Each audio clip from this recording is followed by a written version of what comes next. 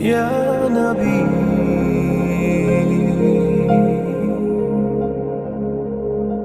یا محمد. یا میت کے لیے دعا کرنے کے لیے اس نیت سے جانا جائز ہے، اس کے علاوہ کسی بھی نیت سے جانا جائز نہیں. آج کل جو یہ مزار بنے ہوئے ہیں انڈیا اور پاکستان میں، ان میں بہت ساری خرافات ہوتی ہیں، اس لیے ان مزاروں پہ جانے کو ہم ناجائز ہی کہتے ہیں. اس کی وجہ یہی ہے کہ اس سے بدعتیوں کی تائید ہوتی ہے، اور جو کچھ دھوم دھڑکا وہاں پہ ہو رہا ہے سب کو پتہ ہے. رسول اللہ صلی اللہ علیہ وسلم نے ارشاد فرمایا کہ اللہ یہود و نصارہ پہ لعنت کرے، وہ انبیاء کے دنیا سے جانے کے بعد ان کی قبروں کو میلہ گاہ بنا دیا کرتے تھے، عید گاہ، جیسے عید پہ میلے ٹھیلے ہوتے ہیں. تو اور آپ صلی اللہ علیہ وسلم نے یہ بھی فرمایا کہ میری قبر کو اللہ اس سے میری حفاظت فرمائے. تو قبر پہ میلے ٹھیلے اور اس طرح کا کراؤڈ جو ہے یہ شریعت میں پسندیدہ نہیں ہے. تو اور جتنے بھی بڑے بڑے اکابر بزرگ ہیں، بہت سارے جو صوفیہ کرام تھے، اور ان کی قبروں کا بڑا برا حشر کیا ہوا ہے بدعتیوں نے. تو اس طرح آج بہرحال اس عمل سے منع کیا جائے گا. آپ اپنے گھر میں بیٹھیں اور کسی بزرگ کے لیے دعا کرنی ہو وہیں بیٹھ کے کر لیں. ہاں، جس بزرگ کی قبر پہ یہ سب کچھ نہ ہوتا ہو تو محض قبر کی زیارت کے لیے، جیسے نبی صلی اللہ علیہ وسلم کی قبر کی زیارت کے لیے ہم جاتے ہیں، ایسے کسی بزرگ کی قبر کی زیارت کے لیے بھی، یعنی زیارت برائے زیارت ہو تو جایا جا سکتا ہے. تو شرک کی یہ ڈیفینیشن میں نے پہلے ہی بتا دی. اللہ تبارک و تعالیٰ نے فرمایا وہ اس کے ساتھ کسی کو شریک نہ ٹھہراؤ. اللہ تبارک و تعالیٰ کے ساتھ شریک نہ ٹھہرانے کا کیا مفہوم ہے، کیا مطلب ہے، اس کی تفسیر گزر چکی کہ عبادت میں بھی کسی اور کی نیت بھی نہ آئے، حتیٰ کہ ہم رسول پاک صلی اللہ علیہ وسلم کی بھی عبادت نہیں کرتے. یہ توجہ سے سن کے چلیں.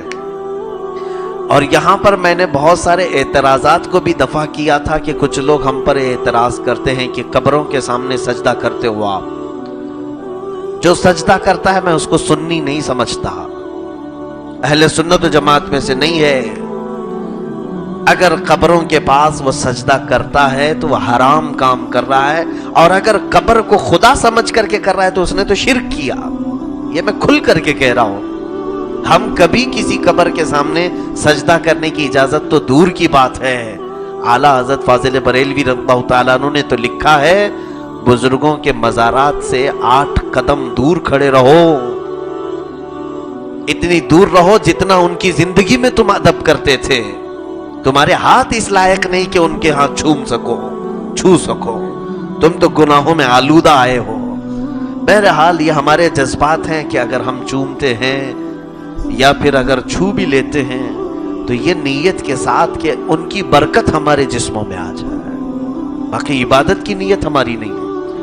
ایک کسی صاحب نے سوال کیا کہ کچھ لوگ طواف کرتے ہیں، قبروں کا طواف کرتے ہیں، تو کیا یہ شرک نہیں کر رہے ہیں؟ میرے عزیز، شرک کی ڈیفینیشن سمجھو پہلے. طواف اللہ کا بھی تو نہیں ہوتا نا. اگر صرف اللہ کا طواف کر رہے ہوتے اور پھر کوئی دوسرے کا طواف کرتا تو آپ کہتے شرک کیا. خدا کا طواف ہوتا ہے؟ شرک اس کو کہتے ہیں جو خدا کے ساتھ خاص کام ہے لیکن وہ کام دوسرے کے ساتھ بھی آپ کرنے لگ گئے، دوسرے کے ساتھ بھی وہ کام کر رہے ہیں تو شرک ہے. خدا کا کب طواف کیا آپ نے؟ طواف تو خانہ کعبہ کا ہوتا ہے.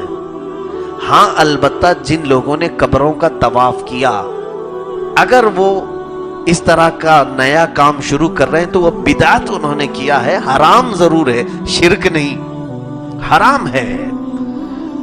بہرحال یہ تفصیلی بحث بہت دیر تک چلی جائے گی. ہوتی ہے تجھے مرچیں بھی لگتی ہے، جب 12ویں پہ لائٹوں سے گلیاں بھی سجتی ہے.